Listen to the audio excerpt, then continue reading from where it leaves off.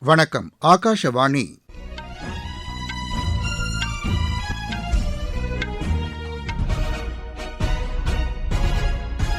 செய்திகள் வாசிப்பவர் ரெங்கநாதன். தலைப்புச் செய்திகள். நாட்டிற்கும் சமூக வளர்ச்சிக்கும் கல்வி பயன்பட வேண்டும் என்று குடியரசுத் தலைவர் திருமதி திரௌபதி முர்மு வலியுறுத்தியுள்ளார். இந்திய ராணுவத்தினரின் தைரியத்தையும் கடமை உணர்வையும் போற்றுவதாக பிரதமர் திரு நரேந்திர மோடி தெரிவித்துள்ளார். கொல்கத்தாவில் ஐபாக் நிறுவனத்தில் சோதனை நடத்திய அமலாக்கத்துறையினர் மீது மேற்குவங்க காவல்துறையினர் பதிவு செய்த முதல் தகவல் அறிக்கையை உச்சநீதிமன்றம் நிறுத்தி வைத்துள்ளது. பொங்கல் பண்டிகையை ஒட்டி மதுரை மாவட்டம் அவனியாபுரத்தில் இன்று ஜல்லிக்கட்டு போட்டி நடைபெற்றது. மகளிர் பிரீமியர் லீக் கிரிக்கெட் போட்டியில் மும்பை அணிக்கு எதிரான ஆட்டத்தில் டாஸ் வென்ற உத்தரப்பிரதேச அணி முதலில் பந்து வீச தீர்மானித்துள்ளது. இனி விரிவான செய்திகள். நாட்டிற்கும் சமூக வளர்ச்சிக்கும் கடமையாற்றுவதற்கான கருவியாக கல்வி பயன்பட வேண்டும் என்று குடியரசுத் தலைவர் திருமதி திரௌபதி முர்மு வலியுறுத்தியுள்ளார். பஞ்சாப் மாநிலம் அமிர்தசரஸில் உள்ள குருநானக் தேவ் பல்கலைக்கழக பட்டமளிப்பு விழாவில் உரையாற்றிய அவர், மாணவர்கள் தங்களது வாழ்வாதாரத்திற்கும் வருமானத்திற்காக மட்டும் கல்வி பயன்படும் என்ற நோக்கில் செயல்படக்கூடாது என்று கேட்டுக் கொண்டார்.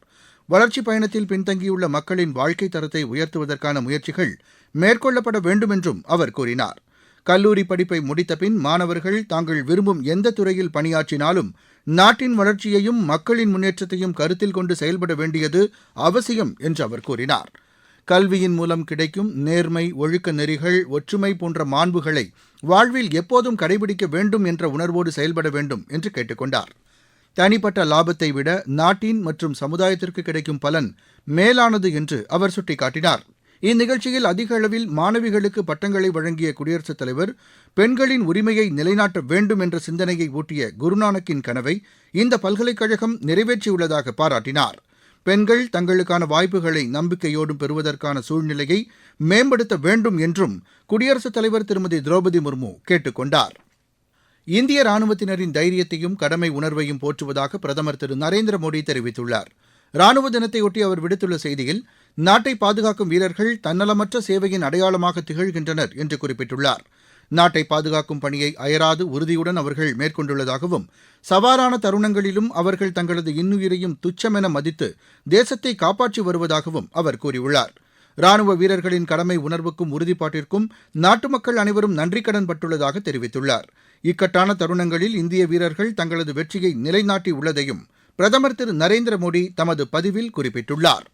குஜராத்தியில் மொழியாக்கம் செய்யப்பட்ட ஆதி சங்கராச்சாரியாரின் புத்தக தொகுப்பை உள்துறை அமைச்சர் திரு அமித்ஷா இன்று வெளியிட்டார். குஜராத் மாநிலம் அகமதாபாத்தில் நடைபெற்ற புத்தக வெளியீட்டு விழாவில் பேசிய திரு அமித்ஷா, ஆதி சங்கராச்சாரியாரின் புத்தகங்களை மொழியாக்கம் செய்து வெளியிட்ட டாக்டர் கௌதம் பட்டேலுக்கு தமது பாராட்டுகளை தெரிவித்தார். ஒவ்வொரு மனிதனும் தன்னிடம் உள்ள சிறப்பியல்பை வெளிப்படுத்துவதற்கு ஆதி சங்கராச்சாரியாரின் புத்தகங்கள் வழிகாட்டியாக அமையும் என்று கூறினார். இளைஞர்கள் இந்த புத்தக தொகுப்பில் உள்ள விவேக சூடாமணி என்ற புத்தகத்தை ஒருமுறையாவது படித்து தங்களுக்குள் அமைந்துள்ள நற்பண்புகளை வளர்த்துக் கொள்ள வேண்டும் என்றும் திரு அமித்ஷா கேட்டுக் கொண்டார். இந்தியாவிலிருந்து ஆயுஷ் மருந்துகள் மற்றும் மூலிகைகள் ஏற்றுமதி நடப்பாண்டில் 6% அதிகரித்துள்ளதாக மத்திய சுகாதாரத்துறை அமைச்சர் திரு ஜே பி நட்டா தெரிவித்துள்ளார். அவர் இன்று வெளியிட்டுள்ள சமூக வலைதள பதிவில் 2023-24 ஆண்டு $649 மில்லியன் அளவுக்கு ஆயுஷ் மருந்துகள் ஏற்றுமதி செய்யப்பட்டதாகவும், நடப்பாண்டில் இவற்றின் ஏற்றுமதி $688 மில்லியன் அளவுக்கு உயர்ந்துள்ளதாகவும் குறிப்பிட்டுள்ளார். இந்தியாவின் பாரம்பரிய மருந்துகள் மற்றும் மூலிகைப் பொருட்களின் சர்வதேச தேவையை பூர்த்தி செய்வதற்கு வசதியாக ஆயுஷ் ஏற்றுமதி வளர்ச்சிக் குழுமம் செயல்பட்டு வருவதாகவும் அவர் தெரிவித்துள்ளார். ஆயுஷ் பொருட்களின் ஏற்றுமதி அதிகரித்திருப்பதன் மூலம் நாட்டின் பாரம்பரிய மருந்து தயாரிக்கும் துறை வலுப்பெற்று வருவதாகவும் அவர் குறிப்பிட்டுள்ளார். பிரதமர் திரு நரேந்திர மோடியின் முயற்சியின் பயனாக நாட்டின் பாரம்பரிய மருந்துகள் உலக சந்தையை சென்றடைந்திருப்பதாகவும் திரு ஜே பி நட்டா தெரிவித்துள்ளார். சிறு குறு மற்றும் நடுத்தர தொழில்களுக்கான மத்திய அரசு திட்டங்களின் பயனாக அந்த துறை வலுப்பெற்றிருப்பதாக நித்தி ஆயோக் தெரிவித்துள்ளது. இது தொடர்பான அறிக்கையை இன்று புதுதில்லியில் நித்தி ஆயோக் தலைமைச் செயல் அதிகாரி திரு VVR சுப்பிரமணியம் வெளியிட்டு பேசினார். இந்த துறையின் மேம்பாட்டிற்கான ஒவ்வொரு திட்டங்கள் குறித்தும் விளக்கி பேசிய அவர், திறன் மேம்பாட்டிற்கான பல அம்சங்கள் அரசின் திட்டங்களில் இடம்பெற்றிருப்பதாக குறிப்பிட்டார். சிறு குறு தொழில் வளர்ச்சியில் தற்போதுள்ள அரசு திட்டங்களால் ஏற்பட்டுள்ள செயல்திறனின் வளர்ச்சி குறித்து தெரிவிக்கப்பட்டிருப்பதாகவும் அவர் கூறினார். அரசின் ஊக்குவிப்பு திட்டங்களை மேலும் வலுப்படுத்துவதற்கான பரிந்துரைகள் இந்த அறிக்கையில் இடம்பெற்றிருப்பதாக கூறிய அவர், சிறு குறு மற்றும் நடுத்தர தொழில்களுக்கான திட்டங்களை முழுமையாக அறிந்து கொள்வதற்கும் பயன்களை நேரடியாக பெற்றுக் கொள்வதற்குமான இணையதள வசதி உருவாக்கப்பட வேண்டும் என்று பரிந்துரைக்கப்பட்டிருப்பதாகவும் தெரிவித்தார். இந்நிகழ்ச்சியில் கலந்து கொண்ட சிறு குறு மற்றும் நடுத்தர தொழில்துறையின் செயலர் திரு SCL தாஸ், நித்தி ஆயோக் இந்த அறிக்கையில் தெரிவித்துள்ள ஆலோசனைகள், பரிந்துரைகள் ஆகியவற்றை செயல்படுத்துவதற்கான முயற்சிகளை மத்திய அரசு மேற்கொள்ளும் என்று தெரிவித்தார். நீங்கள் கேட்டுக்கொண்டிருப்பது ஆகாஷவாணியின் செய்தி அறிக்கை. ஊரக வளர்ச்சிக்கான புதிய அத்தியாயம். வளர்ச்சியடைந்த இந்தியாவிற்கான ஊரக வேலைவாய்ப்பு உறுதி மற்றும் வாழ்வாதார சட்டம். இந்த சட்டம் வருடத்திற்கு 125 நாட்கள் வேலையை உறுதி செய்கிறது. இதில் வாரந்தோறும் ஊதியம் வழங்கப்படுவது கட்டாயமாக்கப்பட்டுள்ளது. பணி முடிந்த 15 நாட்களுக்குள் ஊதியம் வழங்குவதை உறுதி செய்வதற்கான அம்சங்களும் இதில் இடம்பெற்றுள்ளன. ஊதியம் காலதாமதமாக வழங்கப்பட்டால் அதற்கான இழப்பீட்டுத் தொகைக்கும் இதில் வகை செய்யப்பட்டுள்ளது. வளர்ச்சியடைந்த இந்தியாவிற்கான பயணத்தில் மோடி அரசு தொடரும் சீர்திருத்த நடவடிக்கைகள். கொல்கத்தாவில் ஐபாக் நிறுவனத்தில் சோதனை மேற்கொண்ட அமலாக்கப் பிரிவு அதிகாரிகள் மீது மேற்குவங்க காவல்துறையினர் பதிவு செய்த முதல் தகவல் அறிக்கையை உச்சநீதிமன்றம் நிறுத்தி வைத்துள்ளது. இது தொடர்பாக அமலாக்கத்துறையின் சார்பில் தாக்கல் செய்யப்பட்ட மனுவை விசாரித்த உச்சநீதிமன்ற நீதிபதிகள் திரு பிரசாந்த் குமார் மிஸ்ரா, திரு விபுல் பஞ்சோலி ஆகியோர் கொண்ட அமர்வு இந்த மனு மீது 2 வாரங்களுக்குள் பதிலளிக்குமாறு மேற்குவங்க முதலமைச்சர் செல்வி மம்தா பானர்ஜி, அம்மாநில காவல்துறை தலைவர் திரு ராஜீவ் குமார், கொல்கத்தா காவல் ஆணையர் ஆகியோருக்கு நோட்டீஸ் அனுப்ப உத்தரவிட்டது. இந்த வழக்கு மீதான விசாரணையை அடுத்த மாதம் 3ஆம் தேதிக்கு உச்சநீதிமன்றம் ஒத்திவைத்துள்ளது.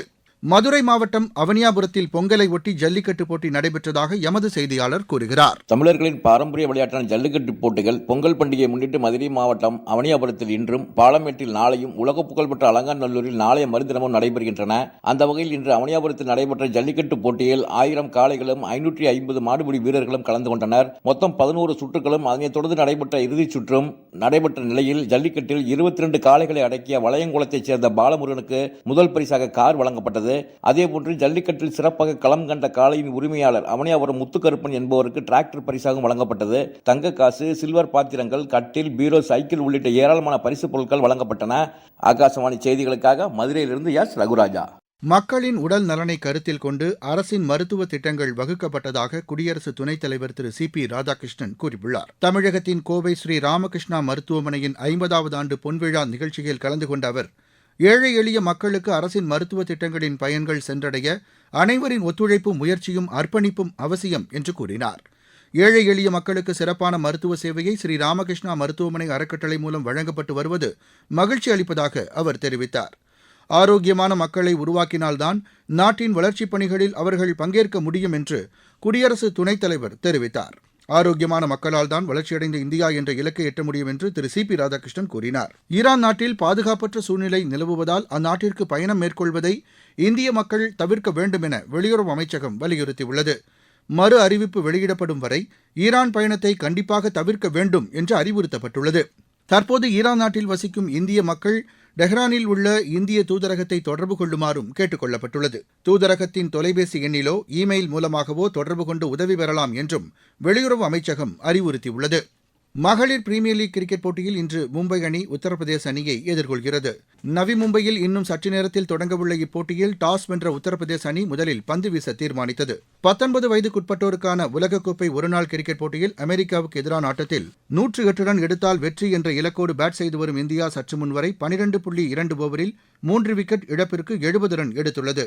புலவாயோவில் நடைபெற்று வரும் இப்போட்டியில் முதலில் பேட் செய்த அமெரிக்கா 35.2 ஓவரில் 107 ரன்னுக்கு ஆட்டம் இழந்தது. முன்னதாக இந்தியா 1 விக்கெட் இழப்பிற்கு 21 ரன் எடுத்த நிலையில் மழை காரணமாக ஆட்டம் சிறிது நேரம் தடைபட்டிருந்தது. மீண்டும் தலைப்புச் செய்திகள். நாட்டிற்கும் சமூக வளர்ச்சிக்கும் கல்வி பயன்பட வேண்டும் என்று குடியரசுத் தலைவர் திருமதி திரௌபதி முர்மு வலியுறுத்தியுள்ளார். இந்திய ராணுவத்தினரின் தைரியத்தையும் கடமை உணர்வையும் போற்றுவதாக பிரதமர் திரு நரேந்திர மோடி தெரிவித்துள்ளார். கொல்கத்தாவில் ஐபாக் நிறுவனத்தில் சோதனை நடத்திய அமலாக்கத்துறையினர் மீது மேற்குவங்க காவல்துறையினர் பதிவு செய்த முதல் தகவல் அறிக்கையை உச்சநீதிமன்றம் நிறுத்தி வைத்துள்ளது. பொங்கல் பண்டிகையை ஒட்டி மதுரை மாவட்டம் அவனியாபுரத்தில் இன்று ஜல்லிக்கட்டு போட்டி நடைபெற்றது. மகளிர் பிரீமியர் லீக் கிரிக்கெட் போட்டியில் மும்பை அணிக்கு எதிரான ஆட்டத்தில் டாஸ் வென்ற உத்தரப்பிரதேச அணி முதலில் பந்து வீச தீர்மானித்துள்ளது. இத்துடன் இந்த செய்தி அறிக்கை நிறைவடைந்தது.